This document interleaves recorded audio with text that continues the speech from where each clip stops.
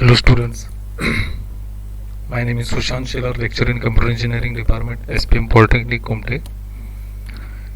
In previous session we had seen about composite transformation, rotation about an arbitrary point or pivot point. In this session we are going to see three-dimensional transformations. या section मध्ये आपण 3-dimensional transformation बघणार आहोत. याच्यामध्ये basic जे आपले ट्रान्सफॉर्मेशन्स आहेत जसे की ट्रान्सलेशन, रोटेशन आणि स्केलिंग हे आपण 3-dimensional ट्रान्सफॉर्मेशनमध्ये कसं करायचं हे आज इथे पाहणार आहोत. Okay, 3D transformation is an extension of 2D transformation in space. Okay, 3D transformation काय आहे तर 2D ट्रान्सफॉर्मेशनचंच स्पेसमध्ये एक्सटेन्शन आहे. In 3D transformation, operations like translation, rotation, scaling, etc. takes place in space rather than on plane. 3D transformation मध्ये हे जे operations आहेत जसे की ट्रान्सलेशन आहे, रोटेशन आहे, स्केलिंग आहे, हे 2D मध्ये आपण प्लेनमध्ये करतो. ओके, पण 3D मध्ये आपण हेच जे ऑपरेशन्स आहेत ते स्पेसमध्ये परफॉर्म करतो. Okay, like 2D transformation, we will use homogeneous representation to describe the 3D transformation matrices. जसे की आपण बघितलं की 2D ट्रान्सफॉर्मेशन मध्ये आपण होमोजेनियस जे रिप्रेझेंटेशन होतं मॅट्रिक्सचं ते यूज केलं होतं. आपण या 3D ट्रान्सफॉर्मेशन मध्ये सुद्धा होमोजेनियस रिप्रेझेंटेशन करणार आहोत मॅट्रिक्सचं. तर बघूयात सर्वप्रथम 3D ट्रान्सलेशन. सर्वप्रथम आपलं पहिलं बेसिक जे ट्रान्सफॉर्मेशन जे आहे ज्याला आपण ट्रान्सलेशन म्हणतो ते बघूयात आपण आता. 3D translation. 3D translation is a process of moving an object from one location to another location along the straight path in space. आता या 3D ट्रान्सलेशनमध्ये 3D ट्रान्सलेशन म्हणजे काय आहे तर एक प्रोसेस आहे ज्यामध्ये आपण एखादा ऑब्जेक्ट हा एखाद्या लोकेशनपासून दुसऱ्या लोकेशनला स्ट्रेट पाथमध्ये इन स्पेस मूव्ह करतो, डिस्प्लेस करतो, त्याला ट्रान्सलेट करतो, म्हणून त्याला ट्रान्सलेशन म्हणतात. ओके, आता इथं 3D आहे, ओके, स्पेस आहे, म्हणून ह्याला 3D ट्रान्सलेशन म्हणतात. Okay, the translation is achieved by adding required amount of shift in each direction specified by translation vector T is equal to TX, TY आणि TZ. आता 3D ट्रान्सलेशनमध्ये किंवा 3D ट्रान्सफॉर्मेशन्समध्ये आपल्याला 3 principal main axis आहेत, x axis, Y axis आणि इथं 3D मध्ये extra Z axis असणार आहे. जसं की 2D मध्ये एक्स आणि वाय ॲक्सिस आहेत, पण 3D मध्ये आपल्याला 3 प्रिन्सिपल ॲक्सिस घ्यावे लागतात, एक्स ॲक्सिस, वाय ॲक्सिस आणि झेड ॲक्सिस. त्याच्यानुसार मग ट्रान्सलेशन वेक्टर जे आहे, जे शिफ्टिंग डिस्टन्स जे आहे, ओके, ते कसं येणार आहे तर एक्ससाठी TX, वायसाठी TY आणि झेडसाठी TZ. ओके, तर हे असं आपलं ट्रान्सलेशन वेक्टर असणार आहे. त्याच्यानुसार मग तुमचे शिफ्टेड ऑब्जेक्टचे न्यू XYZ किंवा XYZ कोऑर्डिनेट्स कसे मिळणार आहेत. X dash equal to x plus TX, y dash equal to y plus TY आणि Z dash equal to z plus TZ. Same 2D सारखं आहे, फक्त ह्याच्यामध्ये एक्स्ट्रा झेड आलेला आहे. ओके, किंवा TZ आलेला आहे. हे बघूयात आपण मॅट्रिक्स फॉर्म मध्ये कसं आपण हे होमोजिनियस मॅट्रिक्स फॉर्म मध्ये कसं रिप्रेझेंट करतो. P dash equal to T into P. Okay, तुमचे P डॅश मध्ये जे तुमचे नवीन शिफ्ट केल्यानंतरचे जे XYZ कोऑर्डिनेट्स असणार आहेत, x dash, Y dash, z dash. Okay, आणि इथं 1. ओके, कारण होमोजिनियस रिप्रेझेंटेशन आहे. तसंच हे आहे तुमच्या ट्रान्सलेशन वेक्टरचं होमोजेनियस मॅट्रिक्स रिप्रेझेंटेशन. कसं आहे, कसं करतो आपण. पहिल्यांदा आयडेंटिटी मॅट्रिक्स घेतो. ओके, इथं 4x4चा आयडेंटिटी मॅट्रिक्स घेतलेला आहे आपण इथं.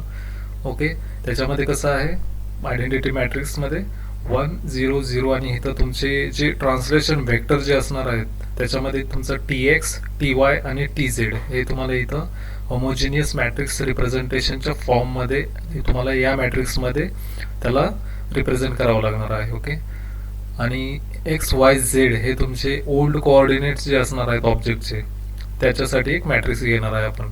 आणि यांचं मल्टिप्लिकेशन केल्यानंतर आपल्याला काय मिळणार आहे, नवीन तुमचा ट्रान्सलेटेड ऑब्जेक्टचे जे न्यू कोऑर्डिनेट्स असणार आहेत XYZ कोऑर्डिनेट्स ते आपल्याला इथं मिळणार आहेत. इथं डायग्रामॅटिकली रिप्रेझेंट केलेलं आहे. झेड ॲक्सिस आहे, एक्स ॲक्सिस आहे आणि वाय ॲक्सिस आहे. हा तुमचा क्यूब आहे. ओके, सॉलिड क्यूब आहे.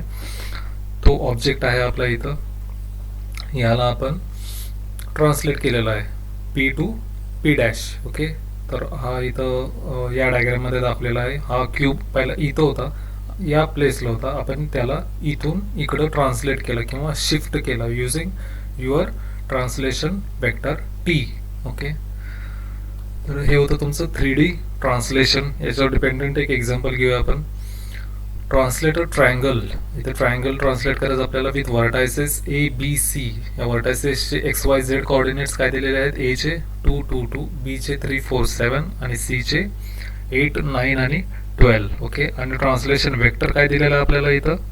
टी 2 4 5. ओके, 2 4 5 हा काय आहे? तुमचा ट्रान्सलेशन वेक्टर आहे. तर बघूयात आपण. पहिल्यांदा गिवन काय दिलेलं आहे? Translation vector T equal to 2 4 5. Okay, original points काय आहेत तुमचे? ए बी आणि सी. ओके, ट्रायंगलचे.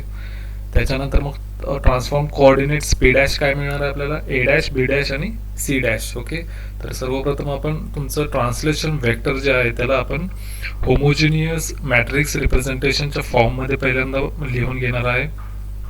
ते कसं करायचं आहे? आयडेंटिटी मॅट्रिक्सला या लास्ट कॉलममध्ये 2 4 5 हे 2 4 5 हे ट्रान्सलेशन वेक्टरचे जे तुमचे टी एक्स टी वाय आणि टी झेड जे आहेत ते इथं आपण सबस्टिट्यूट केलेलं आहे. ओके, त्याच्यानंतर हा जो आहे तुमचा, हा आहे तुमचा ऑब्जेक्टचे कोऑर्डिनेट्स. ओके, त्याचं तुमच्या ऑब्जेक्टचं होमोजिनियस 3D रिप्रेझेंटेशन मॅट्रिक्स आहे. हे कसं आलेलं आहे बघूयात आपण आता. हा तुमचा पॉईंट आहे ए. ओके, ट्रायंगल आहे इथं. ओके, म्हणून 3 कॉलम आलेले आहेत.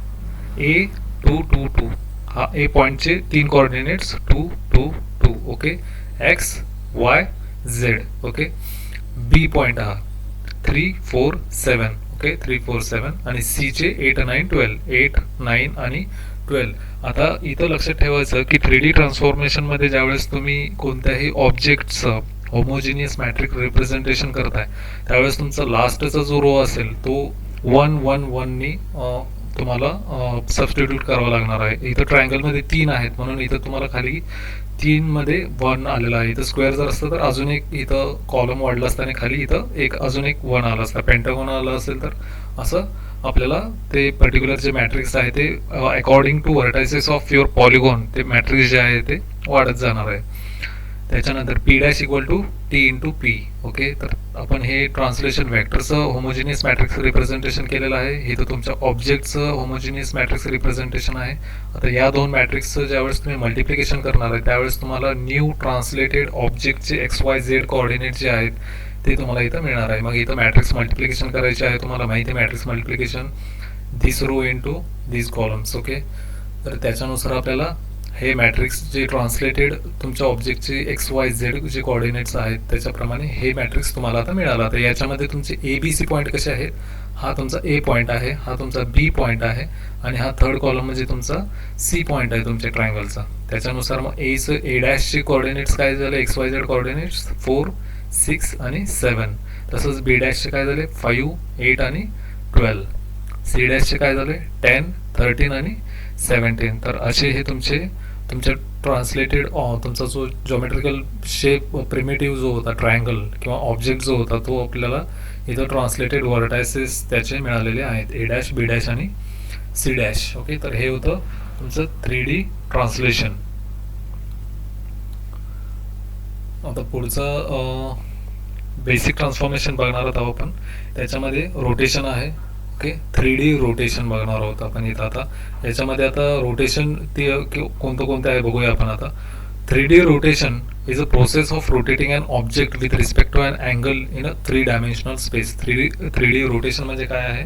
तर तुमच्या ऑब्जेक्टला तुम्हाला रोटेट करायचं आहे पर्टिक्युलर गिवन अँगलमध्ये. ओके, कुठं रोटेट करायचं आहे? 3 डायमेन्शनल स्पेसमध्ये तुम्हाला तुमचा पर्टिक्युलर जो ऑब्जेक्ट आहे तो गिवन अँगलमध्ये तुम्हाला रोटेट.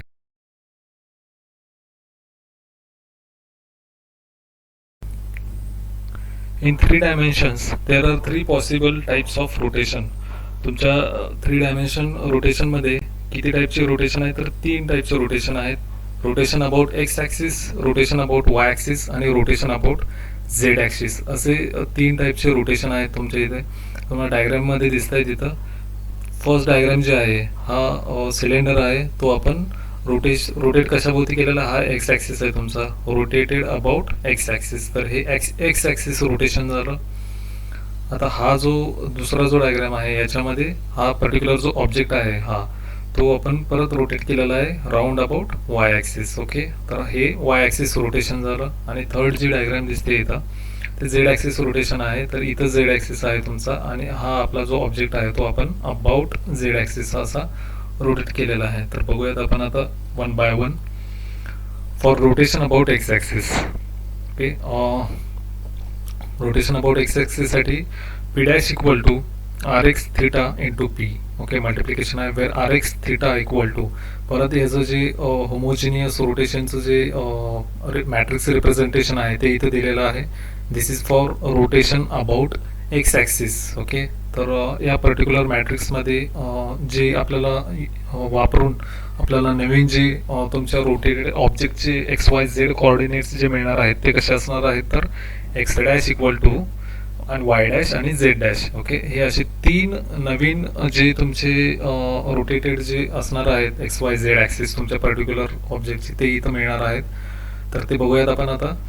हे तुमचं झालं homogeneous matrix representation for rotation 3D rotation about x axis. Okay, तर हे पर्टिक्युलर कसं आहे ते बघूयात आपण. X dash equal to x ह्या मॅट्रिक्सच्या फॉर्ममध्ये इथं वाय आणि झेडमध्ये रोटेशन अबाउट एक्स ॲक्सिस जेव्हा असतं त्यावेळेस एक्समध्ये कोणताही चेंज करायचा नाही, एक्स ॲज इट इज राहतो. ओके, म्हणून x dash equal to x घेतलेला आहे. ओके, त्याच्यानंतर y dash equal to, okay, this Y dash this row y dash equal to Y cos theta. This particular column y cos theta minus z sine theta. Okay, हे लक्षात कसं ठेवायचं बघा, y cos theta minus z sine theta. Okay, आणि हा z dash row, हे z dash कसं काढायचं, हा पर्टिक्युलर कॉलम कशाचा आहे, वायचा आहे, वाय साइन थिटा प्लस हा particular column z cos theta. Okay, तर हे particular row x dash Y dash आणि झेड डॅश. ओके, हा पर्टिक्युलर जो कॉलम आहे एक्स वाय आणि झेड अशाप्रमाणे तुम्ही लक्षात ठेवू शकता. ओके, तर एक्स डॅश इक्वल टू इथं 1 आहे म्हणजे एक्स घेतला इथं. हा पर्टिक्युलर रो वाय डॅशचा आहे, हा कॉलम वायचा आहे, हा झेडचा आहे, म्हणून इथं Y dash equal to Y cos theta minus z sine theta तेच इथे लिहिलेलं आहे. आणि हा पर्टिक्युलर जो रो आहे झेड डॅशचा आणि हा वाय कॉलम आणि हा झेड कॉलम त्याच्यानुसार y sine theta plus Z cos theta. Okay, अशाप्रमाणे हे तुमचं मॅट्रिक्स फॉर्म झालेलं आहे for rotation about x axis. तसंच रोटेशन अबाउट वाय ॲक्सिससाठी काय आहे बघूया आपण आता. Homogeneous 3D matrix representation P dash equal to R y theta into P. Okay, where R y theta is equal to, हा पर्टिक्युलर मॅट्रिक्स कसा दिला गेलेला आहे बघूया आता आपण. कॉस, परत होमोजिनियस रिप्रेझेंटेशन आहे हे, cos theta 0 sign theta. Okay, आणि वायमध्ये ज्यावेळेस आपण अबाउट वाय ॲक्सिस ज्यावेळेस रोटेशन करतो त्यावेळेस वायमध्ये कोणतेही चेंजेस करायचे नाहीत, म्हणून हे जे वाय जो आहे तो पर्टिक्युलर 1 हा आहे तसा घेतलेला आहे. आणि हे झेड डॅशसाठी आहे, तर हे एक्स डॅश वाय डॅश आणि झेड डॅश असे 3 रो आपण इथे घेतलेले आहेत. त्याच्यानुसार तुमचे x dash Y dash z dash जे आहेत हे तुमच्या नवीन रोटेटेड ऑब्जेक्टचं जे अबाउट वाय ॲक्सिसचे जे कोऑर्डिनेट्स आहेत ते पर्टिक्युलर इथं आपण रिप्रेझेंट करतो. त्याच्यानुसार मग फॉर्म्युले कसे तयार होणार आहेत, this column is for X, this column for Y, this column for Z, this row is for X dash Y dash आणि झेड डॅश. त्याच्यानुसार आपण आता फॉर्म्युलेत बघूया. X dash equal to Z sine theta plus X cos theta. Okay, किंवा X cos theta plus Z sine theta असे लिहू शकता तुम्ही. वाय डॅशमध्ये काही चेंजेस करायचे आहेत का, ज्यावेळेस आपण object rotate about Y axis करतोय त्यावेळेस काही चेंजेस करायचे नाही आहेत, म्हणून 0 1 0. आणि झेड डॅश कसं काढलं आहे आपण आता इथं, झेड कॉस थिटा हा पर्टिक्युलर कॉलम जो आहे झेडसाठी आहे, Z cos theta minus x sine theta. Okay, हा पर्टिक्युलर कॉलम जो आहे तो एक्ससाठी आहे. ओके, आणि हा जो रो आहे तो झेड डॅशसाठी आहे, म्हणून z dash equal to z cos theta minus this is for x x minus x sine theta. Okay, तर हा पर्टिक्युलर जो मॅट्रिक्स जो आहे तो होमोजिनियस रिप्रेझेंटेशन कशाचं रिप्रेझेंट करतो, तर about rotation about Y axis. Okay, तसंच आपण आता इथं रोटेशन अबाउट झेड ॲक्सिस बघणार आहोत. Okay, P dash equal to R z theta into P. Okay, where R z theta equal to, ह्याचं परत मॅट्रिक्स रिप्रेझेंटेशन आहे cos theta minus sine theta 0 0. Okay, sine theta cos theta 0 0. आता इथं आपण आपला particular जो ऑब्जेक्ट आहे तो कशा अबाउट रोटेट करतोय, आपण झेड ॲक्सिस अबाउट रोटेट करतोय. म्हणून झेडमध्ये काही चेंजेस करायचे आहेत का, नाही, म्हणून इथं 1 घेतलेला आहे तसा. ओके, हा पर्टिक्युलर कॉलम जो आहे तो झेडसाठी आहे म्हटलं मी तुम्हाला, हा वायसाठी आहे, हा एक्ससाठी आहे, हा रो एक्स डॅशसाठी, हा रो वाय डॅशसाठी आणि हा रो झेड डॅशसाठी. त्याच्यानुसार मग काय तुमचे रोटेटेड ऑब्जेक्टचे अबाउट झेड ॲक्सिस नवीन जे कॉर्डिनेट्स असणार आहेत एक्स डॅश वाय डॅश आणि झेड डॅश, ते कसे काढले आपण, x dash equal to X cos theta minus Y sine theta. तसंच वाय डॅशचे काय येणार आहेत, X sine theta plus Y cos theta आणि Z dash equal to Z आहे तसं घेतलेलं आहे. ओके, तर हे तुमचे झाले homogeneous matrix representation for rotation about x axis, rotation about Y axis आणि रोटेशन अबाउट झेड ॲक्सिस. एक एक्झाम्पल बघूयात आपण याच्यावर dependent. Okay, for 3D rotation given a homogeneous point 1 2 3. Okay, apply rotation 90 degree towards x y z axis and find out the new coordinates points. Okay, याच्यामध्ये एक point दिलेला आहे ज्याचे x coordinate, Y coordinate, Z coordinate काय आहेत 1 2 आणि 3. हा particular point जो आहे तो आपल्याला 90 डिग्री रोटेट करायचा आहे अबाउट एक्स वाय आणि झेड ॲक्सिस. ओके, तर आणि ते रोटेट केल्यानंतर आपल्याला जे नवीन कोऑर्डिनेट मिळणार आहेत ते आपल्याला फाइंड आउट करायचे आहेत. तर बघूयात आपण आता ओल्ड कोऑर्डिनेट्स काय दिले तिथं, एक्स वाय झेड काय दिलेलं आहे, given point 1 2 3. Okay, rotation angle किती दिलेला आहे, 90 डिग्री. ओके, तर थिटा आहे आपल्या इथं 90 डिग्री.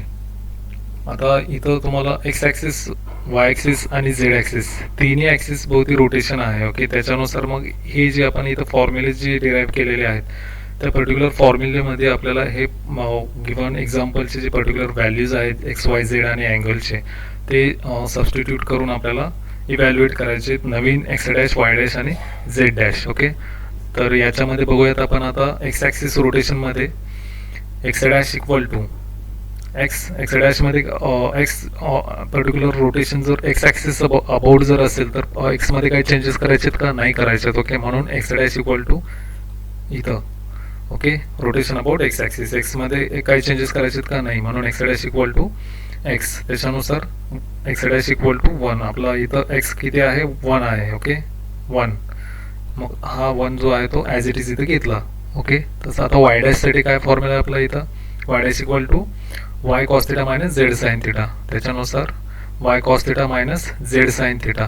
आपला वाय किती आहे इथं 2, तो पर्टिक्युलर 2 इथं मांडला. 90 किती आहे, थिटा किती आहे आपला 90. ओके, तो कॉस 90. ओके, मग काय आलं आपल्याला 2 कॉस 90 मायनस झेड किती आहे 3 इथं घेतला मायनस 3 साईन किती आहे अँगल थिटा 90. ओके, त्याच्यानुसार मग जे कॉस थिटा आणि साईन थिटाचे जे व्हॅल्यूज आहेत कॉस 90 आणि साईन 90च्या त्या पर्टिक्युलर आपण इथं सबस्टिट्यूट केल्या आणि पर्टिक्युलर जे इव्हॅल्युएट केल्यानंतर काय येणार आहे आपलं वाय डॅश मायनस 3. ओके, तसंच झेड डॅशचा फॉर्म्युला आहे इथं वाय साईन थिटा, हा झेड डॅशचा Y sine theta plus Z cos theta. हा पर्टिक्युलर झेड डॅशचा आहे Y sine theta plus Z cos theta. म्हणजेच वाय किती आपला 2 आहे, झेड किती आहे 3 आहे, म्हणून वाय इथं लिहिलेला आहे 2 साईन थिटा किती आहे 90 डिग्री, 2 साईन 90 प्लस 3 कॉस 90. मग हे पर्टिक्युलर सॉल्व्ह केल्यानंतर आपला झेड डॅश जे आहे तो काय किती येणार आहे 2. ओके, तर अशा रीतीने तुमच्या ऑब्जेक्टच्या एक्स वाय झेड जे नवीन कोऑर्डिनेट आहेत ते कसे मिळणार आहेत, x dash Y dash z dash, x dash equal to 1, y dash equal to -3 आणि Z dash equal to 2. Okay, तर हे तुमचे new coordinates after rotation about x axis आहे 1 -3 आणि 2. ओके, तसे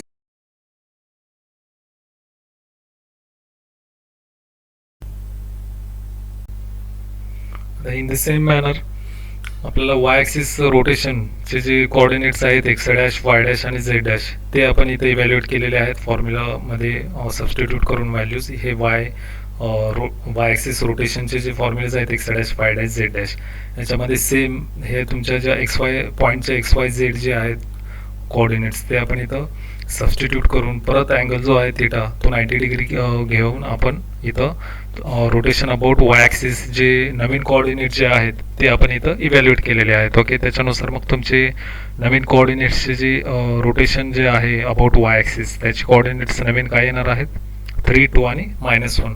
तसंच झेड ॲक्सिस रोटेशनसाठी जे फॉर्म्युलाज आहेत ते इथले. ओके, हे झेड ॲक्सिसचे रोटेशनचे फॉर्म्युले ते पर्टिक्युलर फॉर्म्युले आपण इथे लिहून घेतलेले आहेत आणि त्याच्यामध्ये मग त्या करस्पॉन्डिंग ज्या XYZचे जे व्हॅल्यू आहेत x = 1, y = 2 आणि z = 3 आणि θ = 90 डिग्री या सर्व व्हॅल्यूज इथं सबस्टिट्यूट केल्यानंतर तुमचे x', y' आणि z' नवीन ज्या व्हॅल्यू आहेत त्या पर्टिक्युलर इथं आलेल्या आहेत. मग या आहेत तुमच्या new coordinates after rotation about x axis.